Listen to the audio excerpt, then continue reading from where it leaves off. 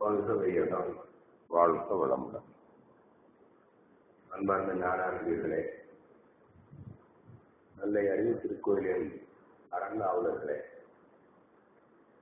உங்கள் அனைவரையும் பெருமதிப்போடு வணங்கி வாழ்த்து ஞானாசிரியர் தின உரையை தொடர்ந்துள்ளேன். மனிதகுல வாழ்வை பற்றி சிந்தித்த எல்லா மகான்களும் பெரியவர்களும் மனிதனுக்கு என்ன குறை அப்படின்னா, தன்னை அல்லது இயற்கையை அல்லது கடவுளை அறியாத ஒரே ஒரு குறைபாடுதான். தன்னை அறியணும் அல்லது தலைவனே அறியணும் அல்லது இயற்கையை அறியணும். எப்படின்னா,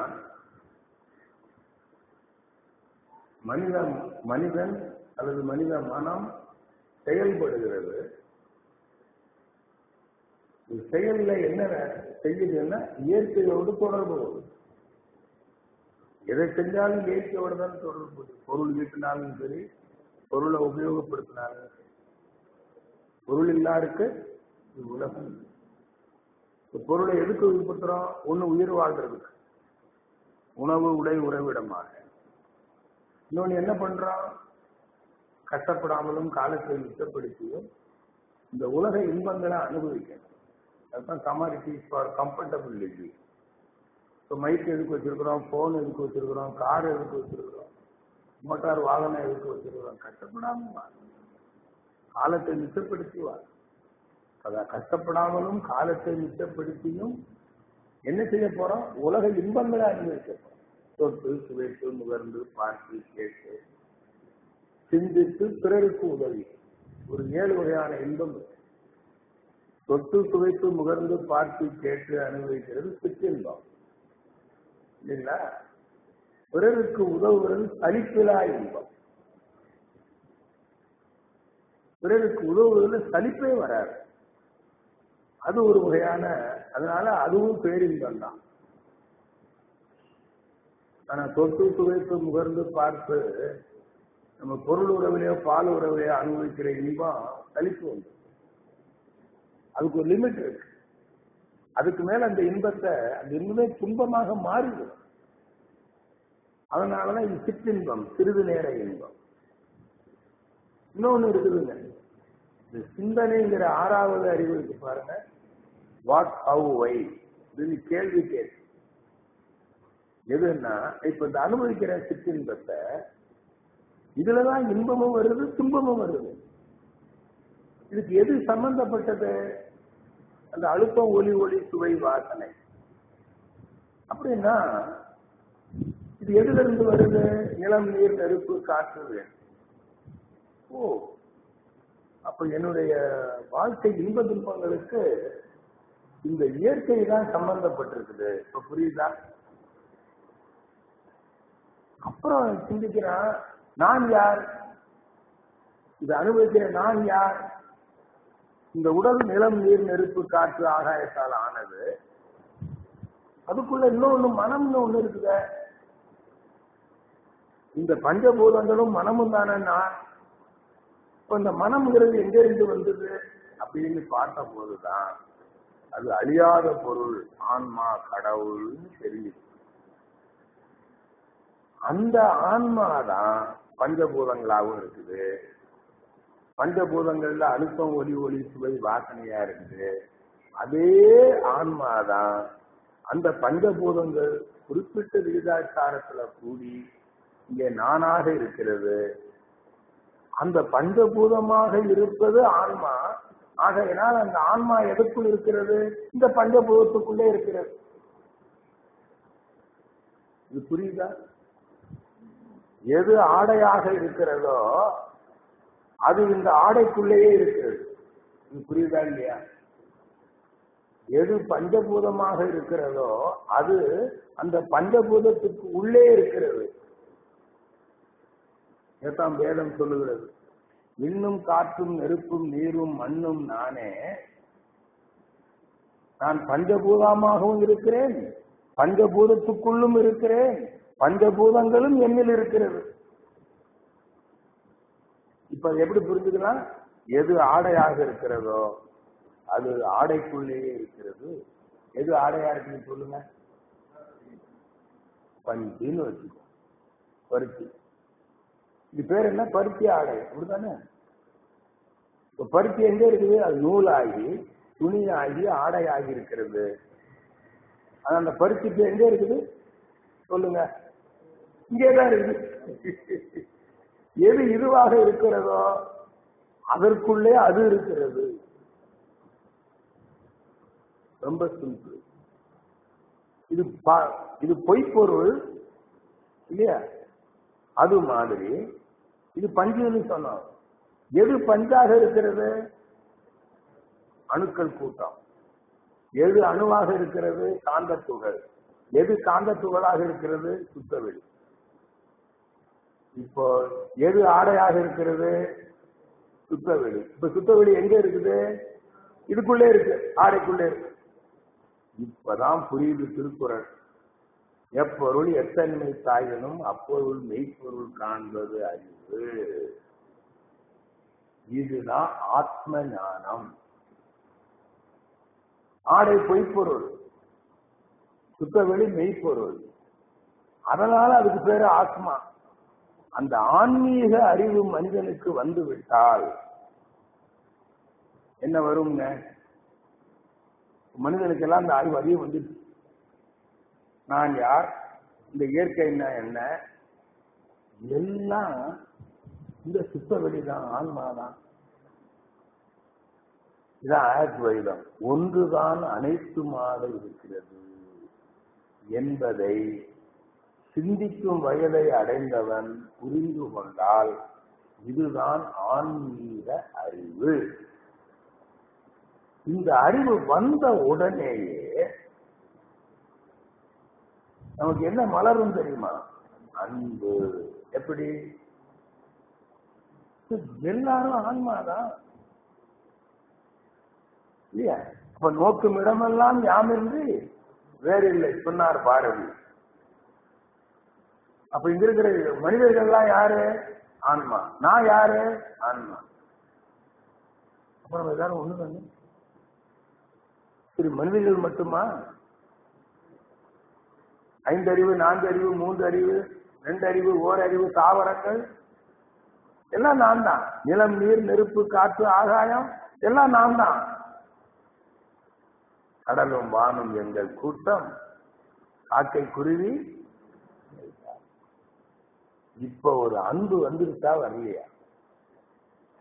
இந்த ஆத்ம ஞானம் வந்ததும் மனிதனிடம் அன்பு மலர்ந்து விட்டது.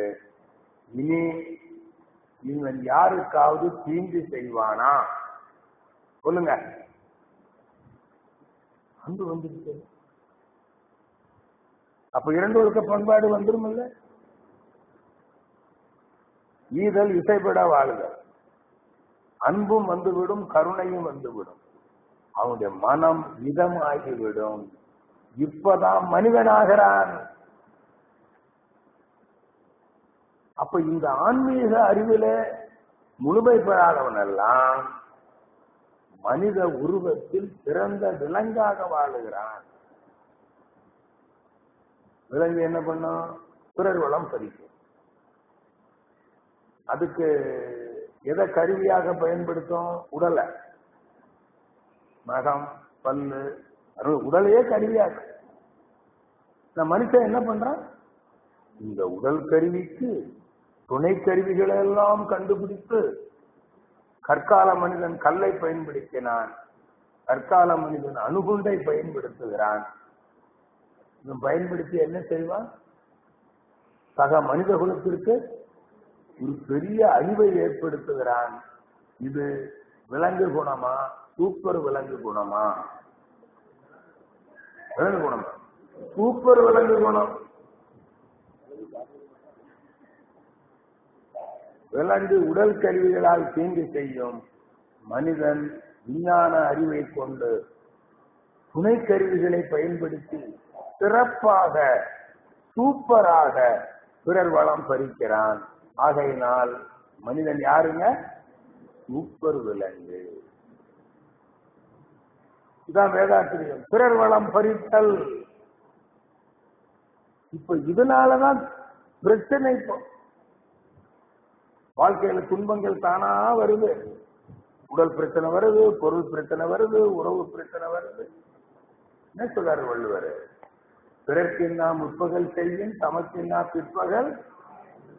அப்போ இப்ப நம்ம வாழ்க்கையில உடல் பிரச்சனை, பொருள் பிரச்சனை, உறவு பிரச்சனை தானா வருத. இது காரணம் என்னங்க? நாம் செய்த வினைகள், விலங்கு செய்த செயல். இதனால நம்மகிட்ட என்ன இல்ல? அன்பு இல்ல. ஏன் அன்பு இல்ல? இந்த ஆத்ம ஞானம் இல்லை. அப்போ ஆன்மாவை அறியாதவர்களுடைய வாழ்க்கை எப்படி இருக்கும் சொல்லுங்க? இப்படிதான் இருக்கு. அவங்களுடைய அன்பு மலர்ந்து இருக்குமா? நான் கேட்கிற கேள்வி கொஞ்சம் பதில் சொல்லணும். நான் ஆசிரியர்களே, நிரந்தர அன்பு இருக்குமா? அன்பு இருக்கும், கொஞ்சம் கொஞ்சம் இருக்கும். இப்ப மனுஷங்கிட்ட யாருக்கு அன்பு இல்லை சொல்லுங்க? ஆன்மாவை அறியாதவர்களிடம் அன்பு இருக்கிறது, நிரந்தரமாய். சில சமயம் மாறிடுது இல்ல? ஆனா அன்புக்கு என்ன இலக்கணம்? மாறாத அன்பு.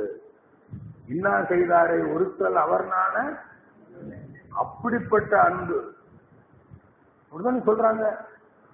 அப்ப நமக்கு எவ்வளவு பெரிய தீங்கு ஒருத்தர் செய்திருந்தாலும், கொலை குற்றமே செய்திருந்தால் கூட அதை மன்னித்து மறந்து, அந்த கொலை செய்தவனுக்கு ஒரு துன்பம் வரும்போது உதவுவதுதான் உண்மையான அன்பு. இதைத்தான் சொல்றாங்க. எப்பேற்பட்ட குற்றம் செய்தாலும் அதை மன்னிக்கிற பண்பு தான் அன்பு. இப்படிப்பட்ட அன்பு மனிதனுக்கு வேண்டுமா வேண்டாமா? பேசுங்க. இதத்தான் சொல்றோம். அறிந்தது சிவம் மலர்வது அன்பு. அன்பும் சிவமும் இரண்டென்பர் அறிவிலார். இதைத்தான் சொல்றோம். ஆன்மாவை அறிந்தால் அன்றி ஆன்ம நேயம் மலராது. இப்ப சொல்றேன் கேட்டுங்க. யாருக்காவது அன்பு இருக்கா இல்லையான்னு தெரியணும்னா ஒரே வார்த்தை, எது கடவுள்னு கேளுங்க. அறிவுதான் கடவுள், சுத்த வெளிதான் தெய்வம் அப்படின்னு அவன் புரிஞ்சுக்கிட்டானோ புரியலையோ, விளக்க அளவுலையாவது சொன்னா அவனை நம்பலாம். வேற எதையாவது கடவுள்னு வணங்குறான் பாருங்க, என்னைக்காக மாறிடும். கண்டிப்பா மாறி அன்பு இருக்கவே இல்லை என்று ஞானிகள் சொல்றாங்க. அன்பும் சிவமும் இரண்டென்பர் அறிவிலார். இதுதான் ஆன்ம நேயம், இதுதான் ஆன்மீகம். அப்ப ஆன்மீகம் எதுக்கு? மனிதனுக்கு ஆன்மீகம் அவசியமா? நிறைய பேர் கேட்கிறாங்க. அப்ப ஆன்மீகம்னா என்ன? ஆன்மாவை அறிவதுதான் ஆன்மீகம். ஆன்மாவை நம்பி வணங்குவது பக்தி. அந்த பக்தர்களிடம் நிலைத்த அன்பு இருக்காது, ஒரு மன நிறைவு இருக்காது. 6 குணங்கள் அவர்களிடம் அடியோடு அறிந்திருக்காது. வேறுபாடுகள் இருக்கும். உயர்ந்தவன் தாழ்ந்தவன். இந்த மதத்தில் இருக்கிறவன் இன்னொரு மதத்தில் இருக்கிறவன் அவன் உயர்ந்தவன் தான், அவன் தாழ்ந்தவன். ஒரு மதத்துக்குள்ளே பிரச்சனையா இருக்கு இல்ல? வீர சைவர்கள், வீர வைஷ்ணவர்கள் மகா பிரச்சனையா இருக்கு. இந்த காலத்துல சிவனடியார் வந்தாருன்னா, ஒரு வைஷ்ணவர் வந்தாருன்னா, சிவசிவாங்கிற வார்த்தையை காதுல கேட்ட ஒரு வைஷ்ணவன் காதுல அந்த அரசன் ஈயத்தை காட்சி ஊற்றிடுவான். அதுக்கு பயந்துகிட்டு காதுல ஒரு மணி தொங்க விட்டுக்குவாங்க. எதிரில் ஒரு சிவனடியார் வராருன்னா அவர் யாரை பார்த்தாலும் சிவசிவாம்பார். உடனே இந்த வைஷ்ணவர் பக்கத்துல இப்படி தலையா ஆக்கிடுவா. சின்ன அந்த வார்த்தையை கேட்கக்கூடாது. வைஷ்ணவர்கள் அரிசின்னு சொல்ல மாட்டாங்க. ஏன்னா அதுல ஸ்ரீங்கிற வார்த்தை வருதான், சிவனுக்கு தான். பூஜையில பயன்படுத்துற துளசிய கூட துளசின்னு சொல்ல மாட்டாங்க, திருத்தொழாயுமா. இந்த அரிசியா அறியுமா?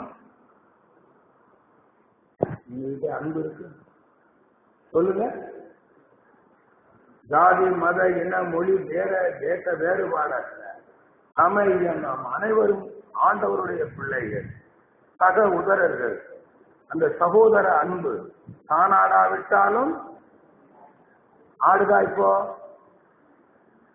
இந்த அன்பு வந்திருக்குன்னா மனிதனுக்கு மனிதன் கொடுமைகள் விளைவிப்பானா? சிந்திச்சு வயதை அடைந்தவர்கள் எல்லாம் இப்ப 14-15 வருஷம் ஆச்சு.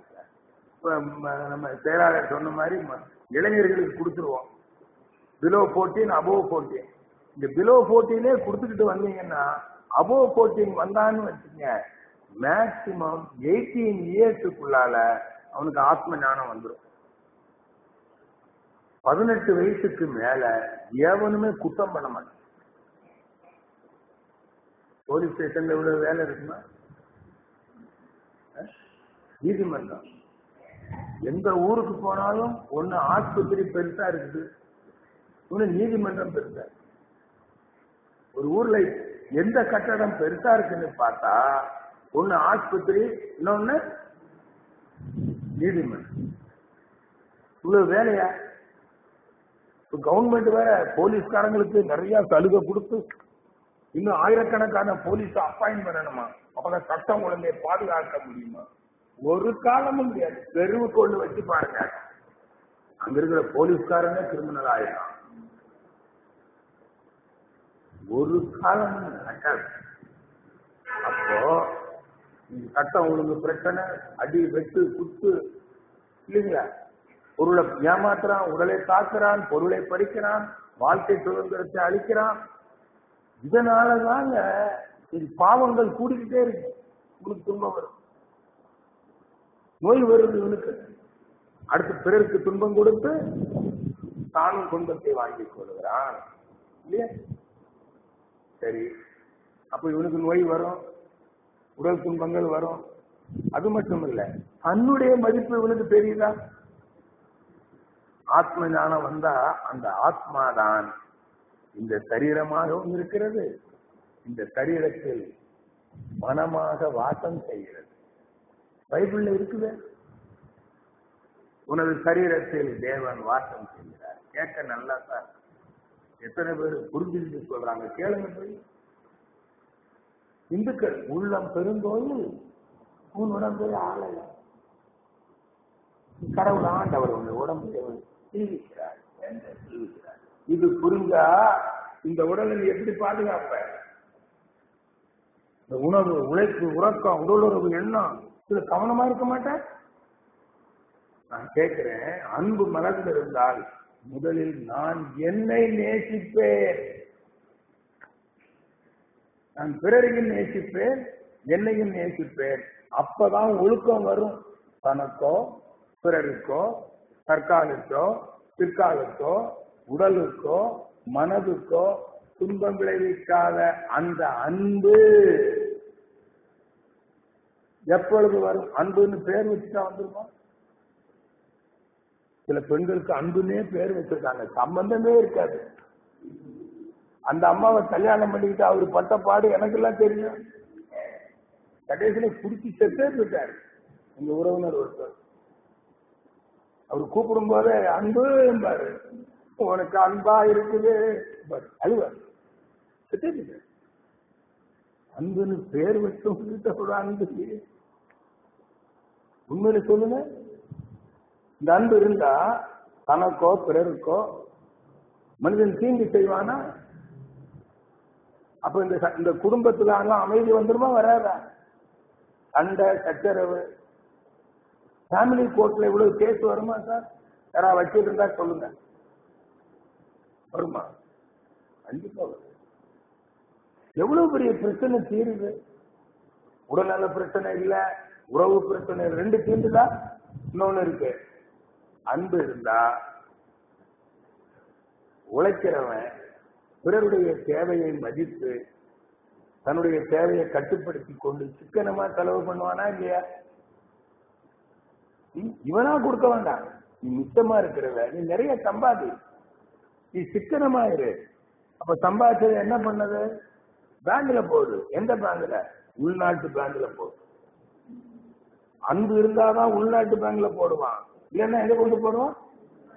அங்க கொண்டு போடுவான். நான் துபாய் போன போது அங்க 2-3 கட்டடங்களை காமிச்சாங்க. இதெல்லாம் உங்க ஊர் ஆட்கள் எல்லாம் கட்டி வச்சிருக்கிறாங்க. உள்ள சினிமா நடிகர்களும் அரசியல்வாதிகளும் சேர்ந்து கட்டி வச்சிருக்கிறாங்க. அங்க போய் கட்டி வச்சிருக்காங்க துபாய். நல்லா புரியுதா? இது மாதிரி அன்பு இருந்தா செய்வானா? நீங்களே சொல்லுங்க.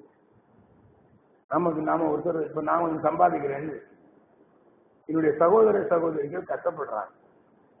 எப்பாவது ஒரு மருத்துவ செலவு, அது ஒரு படிப்பு செலவு, ஒரு கல்யாண செலவு வருது. அப்பாவது கொடுப்போமா கொடுக்க மாட்டோமா? என்னாலும் கொடுத்துருந்தா அதுக்கு மதிப்பு இல்லாமலும் போயிடும். அப்படியாவது கொடுக்கணும் இல்ல? அப்போ இந்த சமுதாயத்தில் இப்ப இருக்கிற ஏற்றத்தாழ்வுகள் இருக்குமா சொல்லுங்க. இந்த அறிவு ஆட்சியாளர்களுக்கு வந்து விட்டால், ஏன்னா அவங்களும் ஆன்மீக அறிவுல உயர்ந்தவங்களா வந்துட்டா, இந்த ஆட்சியாளர்கள் இப்படி சம்பாதிப்பாங்களா? இந்த நாட்டு மக்களுக்கு, இல்லாதவங்களுக்கு, உழைக்க தெரியாதவர்கள், இயலாதவர்களுக்கு அவங்களுக்கு இலவசமா கொடுப்பாங்க, கிடைக்க செய்வார்களா இல்லையா? அப்ப பொருளாதார பிரச்சனை இருக்குமா? அண்ணாந்து பார்க்கின்ற மாளிகை கட்டி அருகினிலே ஓலை கொடுத்த வருமா?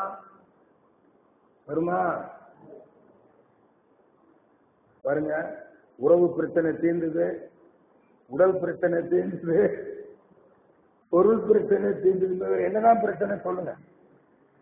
மன நிறைவு, அமைதியா? அதான் தெரிஞ்சு போச்ச, எனக்கு மரணம் இல்லை, எல்லாம் நானே, எனக்கு எல்லாம் இருக்கிறது. இல்ல எனக்கு ஆடிக்காரு இல்லைன்னு நினைக்கிறீங்களா? ஆடிக்காருல போறது யாரு? நான் தானே. அப்ப ஆடிக்காரு யாருகிட்ட இருக்குது? என்கிட்ட தான் இருக்குது. எனக்கு பிரதமர் பதவி இல்லையா? யார் பிரதமர்? மோடியா ஆன்மாவா? பிரதமர் யாரு? மோடியா ஆன்மாவா?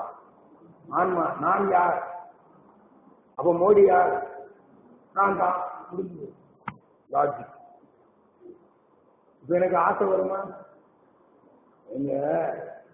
உங்க பிள்ளைகள் மட்டும் நல்லா வசதியா இருக்கிறாங்கன்னு வச்சுக்கோமே, நல்லா காடு வெளிநாட்டுல போய் சம்பாதிச்சு நல்லா வசதியா இருக்கிறாங்க, அப்படியே பிளைட்ல போறாங்க, ரொம்ப ஹாப்பியா இருக்காங்க.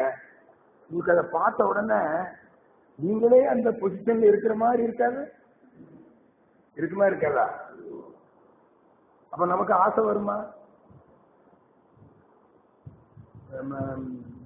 மந்த அன்பர் தான் ஒருத்தர், கோவிந்தராஜன் பேர், கரூர்ல. ஒரு பொண்ணு நல்லா படிக்கும், அதுக்கு எப்படியாவது ஐஏஎஸ் அல்லது ஐபிஎஸ் ரெண்டுல ஒண்ணு வரணும் அப்படின்னு ஒரு முயற்சி. குரூப் 1 எழுதி இருக்குது, சிவில் சர்வீஸ் எழுதி இருக்குது, பல முறை எழுதி செய்து. அப்புறம் இன்டர்வியூல போயிட்டு ஒரு நாள் எனக்கு போன் பண்ணார், ஐயா இந்த மாதிரி இருக்குது, என்ன பண்ணலாம்? இந்த பொண்ணு பயிற்சி எல்லாம் எடுத்துட்டாங்களான்னு. இல்லைன்னாரு. அடுத்த வாரம் கோர்ஸ் ஆரம்பிச்சு 5 days கோர்ஸ் கொண்டு விட்டுட்டு போங்க. அவர் கொண்டு விட வந்திருக்காரு. காலையில நான் போகல. போன் பண்ணாரு, நீ விட்டுட்டு போங்க, நான் பாத்துக்கிறேன், பொண்ணு என்கிட்ட பேச சொல்லுங்க. 5 days கோர்ஸ் அட்டன் பண்ணி 5 days முதல் நாளே சொல்லிட்டேன், நீ பெர்ஃபெக்டா கத்துக்க எல்லாம், 5வது நாள் நான் பேசுறேன்னு சொல்லி 5வது நாள் முடித்த உடனே ஹவு டு மெடிடேட், இன்னைக்கு நினைக்கிறது நடக்கணும். உனக்கு குரூப் 1 வரணும், ஐஏஎஸ் அல்லது ஐபிஎஸ் வரணும், இவ்வளவுதானே. நான் சொல்றபடி செய்யணும். அது மாதிரி செஞ்சு கடைசியில குரூப் 1ல செலக்டட். அது முடிஞ்சு 1 வாரம் ஆச்சு, டெல்லிக்கு போச்சு. அங்கிள் செலக்ட் ஆயிடுச்சு, ஐஏஎஸும் வரல, ஐபிஎஸும் வரல, ஐஆர்எஸ் வந்திருக்குது. உனக்கு அது பிரியமான எல்லாம் பிரியமில்லான்னு கிருஷ்ணனுக்கு ரெவன்யூ, அதுக்கு இன்கம் டேக்ஸ் நீங்க வந்து போடுவேன். எனக்கு என்னமோ அந்த ஐஏஎஸ் ஐபிஎஸ் மாதிரி இருக்குன்னு ஒரு ஆசை. சரி நீ பேசாம இன்னும் ஒரு மெடிடேஷன் போடு, திடீர்னு அப்கிரேட் ஆனாலும் ஆகும் அப்படின்னு 4 நாள்ல திரும்ப போகும். ஐபிஎஸ் வந்து இப்ப கேரளா அலாட்மெண்ட் கண்ணனூர்ல ஐபிஎஸ் ஆளுநரா இருக்குது. அவங்க அப்பா எனக்கு போன் பண்ணார், என்ன எப்படி ஃபீல் பண்றீங்கன்னு. நானே ஒரு ஐபிஎஸ் ஆபீசர் ஆன மாதிரி எனக்கு ஃபீலிங். புரியுதா? அவருக்கு ஐபிஎஸ் ஆகணுங்கிற ஆசை வருமா? என் புள்ள ஐபிஎஸ், அப்ப நான் யாரு? நான் தானே என் புள்ள. டிஎன்ஏ டெஸ்ட் பண்ணி பாரு. புரியுதா? அது மாதிரி இங்க எல்லோரும் இறைவனுடைய பிள்ளை. அப்ப நான் இறைவன் என்றால் எல்லோரும் யாருடைய பிள்ளைகள்? பிள்ளைக்கு தந்தை ஒருவன். புரியுதா? எல்லோருக்கும் தந்தை. இதுக்கு பேர் தான் இறை அன்பு. ஐஏஎஸ் சொல்லல. புரியுதா? இப்போ இறைவனை உணர்ந்தால் ஒரு அன்பு வரும். இதுக்கு இந்த அன்புதான் மலர வேண்டும். இதுக்குத்தான் என்ன வேணுங்க? ஆன்மீக அறிவு. இதத்தான் எல்லா ஞானிகளும் சொன்னாங்க. மனித குலம் அமைதியாக வாழ வேண்டுமானால் ஆன்மீகம் தழைக்க வேண்டும். நல்லா புரிஞ்சுட்டீங்களா? இந்த ஆன்மீக அறிவை தான் வியாசர் காலத்துல இருந்து கொடுத்தாங்க. ஆனா பிற்காலத்துல இத கொடுக்கறதுக்கு சரியான கைடு இல்லை. அந்த ஆன்மீக அறிவை எளிமைப்படுத்தி கொடுத்திருக்கிற மகான் தான் நம்முடைய ஆசான் அருள்தந்தை வேதாத்திரி மகரிஷி அவர்கள். அதனாலதான் ஆன்மா என்பது அருள். அதனால அவருக்கு என்ன பேர் வச்சா? அருள் தந்தை. அவர்தான் நம்மளை எல்லாம் அருள் நிதியாக்கினார். அந்த அருள் நிதி தான் ஞானாசிரியர். இப்ப புரியுதா? எல்லாரும் பேருக்கு முன்னால அருள் நிதின்னு போட்டிருக்கோம். நான் கூட எனக்கு இந்த மூத்த பேராசிரியர் முதுநிலை பேராசிரியர் போடக்கூடாதுன்னு சொல்றேன். கொஞ்சம் கரெக்டா போட்டிருக்காரு அருள் நிதின்னு. அருள் நிதி தான். பேராசிரியர் துணை பேராசிரியர் சொல்றது போஸ்ட். நமக்கு பட்டம் எதுங்க? அருள் நிதி. நம்ம ஆசிரியர்களே நிறைய பேரு அவர் அருள் நிதினு சொன்னாங்க, நான் துணை பேராசிரியர் இப்படி பேசுறாங்க. அருள் நிதியில கேவலமா இருக்கு. காரணம் என்னன்னா அருள்நிதிங்கிறத என்னன்னு தெரியல. இந்த அருள்நிதிக்கு பேருதான் ஞானாசிரியர். இது ஞானாசிரியர் தினம். ஞானாசிரியர் எல்லாம் பாராட்ட போறாங்க அரங்காவல. இப்ப இந்த ஞானாசிரியர்கள் இந்த சமுதாயத்துல எந்த இடத்துல இருக்கிறோம் புரியுதா? நம்மை விட உயர்ந்த நிலையில யாருமே கிடையாது.